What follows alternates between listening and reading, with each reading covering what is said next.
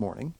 Indiana County District Attorney Bob Manzi has joined us. We're going to talk about May being Mental Health Awareness Month with him, and from his perspective, things that are being done to help those who have mental health difficulties and those who sometimes can become the victims of those who are suffering from mental health problems. I did want to start, though, with the story that we had on our news this morning. By the way, our conversation brought to you by Marcus & Mack, voted Best Personal Injury Law Firm in the Best of Indiana County contest. Marcus & Mack, a law firm representing injured people.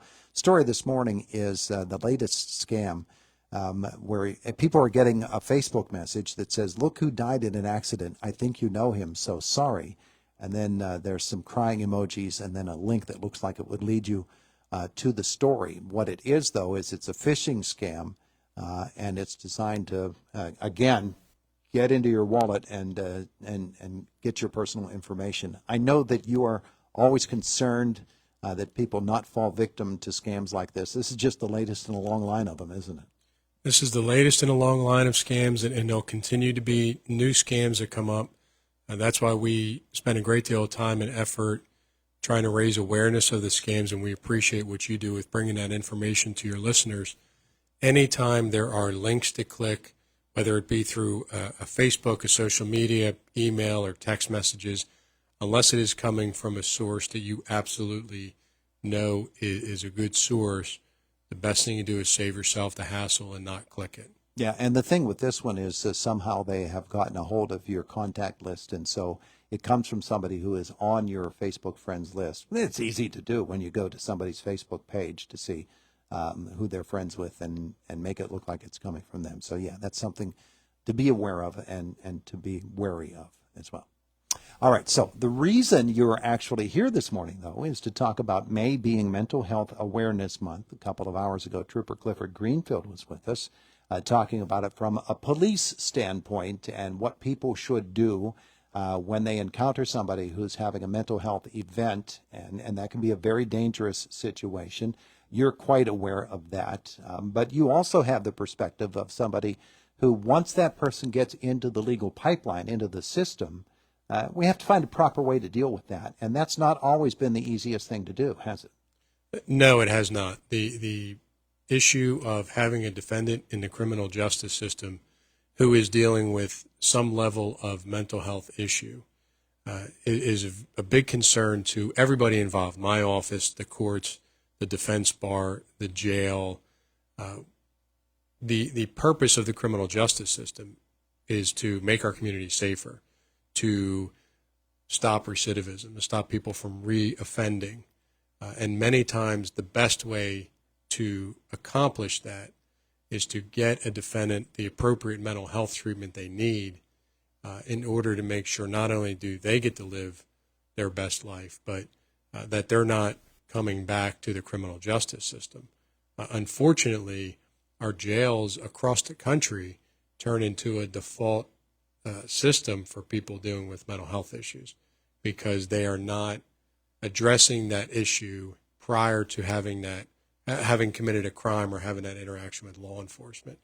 So what our hope is to normalize the conversations of mental health treatment and getting mental health treatment in the hopes that individuals will seek that help prior to having some sort of criminal offense. The mix of somebody with a mental health problem and somebody from a more traditional criminal standpoint in a prison setting is frequently it's a setup for a real disaster.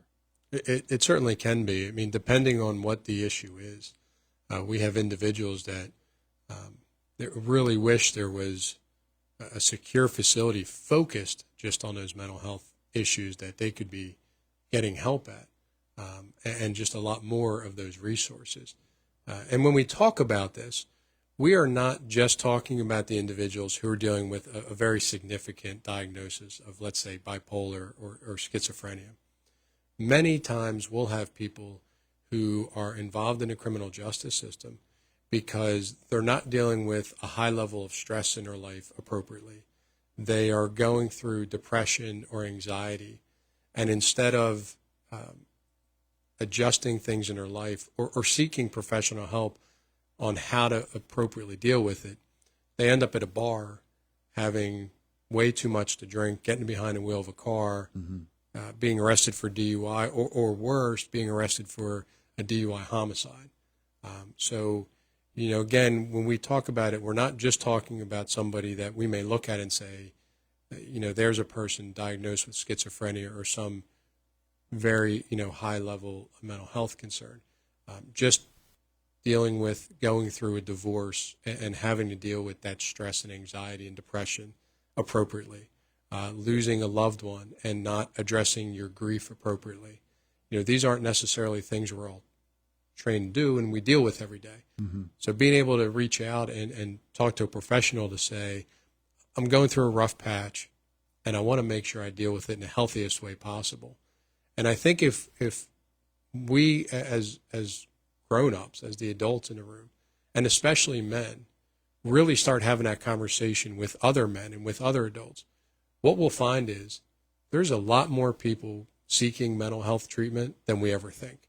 Just during this campaign of trying to raise awareness, there's been a number of stories of people who will say, a few years ago, I was really dealing with something. I went to have help, and it was the best thing that happened to me. It was the best thing that happened to my family.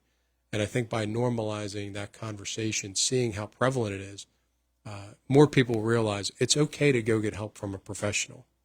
When things get to their most extreme, I think of the Walters case from the last 10 years, the Bartlebaugh case that is in the court system right now, involving homicides by people with obvious mental health problems.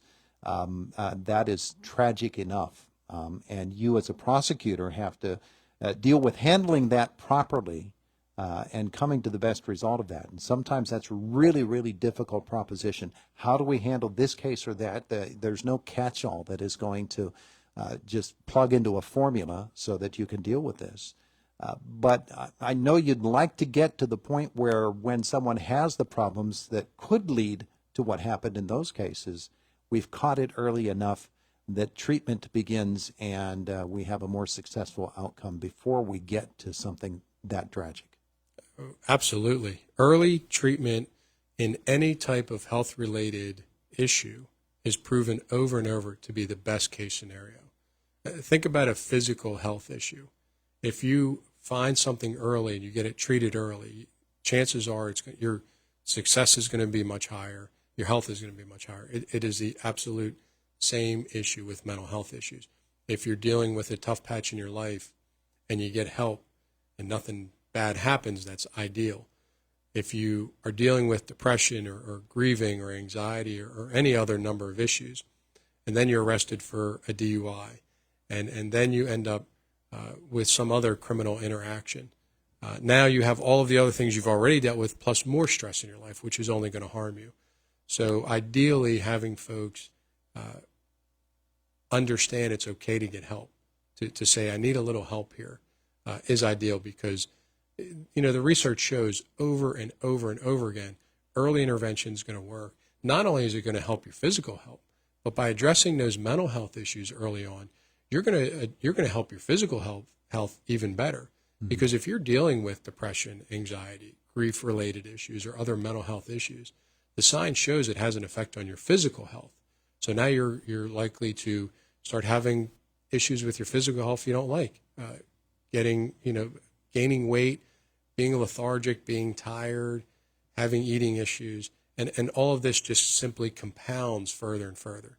So by nipping it in the bud and saying, it's okay to get help, and I believe it takes a strong person to say, I'm going to go get help.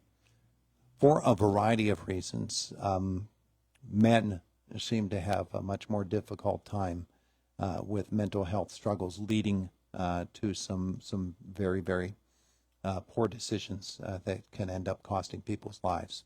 And there are any number of studies, any number of professionals who can address why it's men as opposed to women. But women have mental health problems as well that they have to deal with.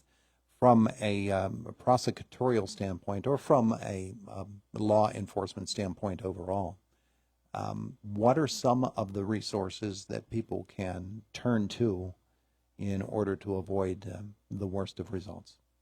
Well, I think that the first part is recognizing the issue and what you believe the issue is. We have a number of community-based agencies here in Indiana County, the Community Guidance Center, the Open Door. You can reach out to law enforcement themselves, and they can help refer. We have the county mental health agency that can help refer and get you to places where you need to be. I think the biggest part is reaching out for help and understanding there is a lot of really good people working in our mental health system here in Indiana County that are ready to help, willing to help. And it is a very tough system to navigate. So reaching out that first time, getting the aid, whether it be through the Open Door, the Community Guidance Center, or our mental health agency for the county, and then sticking with it. Yeah. It may be difficult at times, but stick with it, because the science has shown once you go and get help, very high likelihood of success and a better life. Well, and you said a couple of moments ago, and it really is true, recognizing it, number one, that there's a problem, but then admitting that you can't handle it yourself and you might need help. For guys, that seems particularly hard. It can be. I mean, the science has shown more and more that, for a number of different reasons, there's a stigma of, hey, men don't cry and men don't address mental health issues. This idea of tough it out. And what it has led to is a number of people who are self-medicating by sitting at a bar or sitting at home and drinking too much, by just having more anxiety and depression, being unable to sleep, having health-related issues because of it, having heart attacks earlier in life. And I think it is really something that I think if people are talking to others, realizing there's a lot of men who I would consider very successful and certainly would not consider weak men that are getting help or have gotten help in their life. Yeah. And by recognizing that, I think it takes a stronger person to say, I need help with this, than to go down to a bar and look at the bottom of a cup and drive home drunk. He is Indiana County District Attorney Bob Manzi, joining us here this morning on Indiana in the Morning, talking about mental health. May is Mental Health Awareness Month. There are resources out there. There are people who want to help you deal with whatever those struggles might be. Thanks so much for coming. Thank you very much for having me. It is the voice of Indiana County. It's WCCS 101.1 FM, AM 1160, WCCSradio.com. And Fox News coming up next at the top of the hour. Right after that, it is the Brian Kilmeade Show here on WCCS.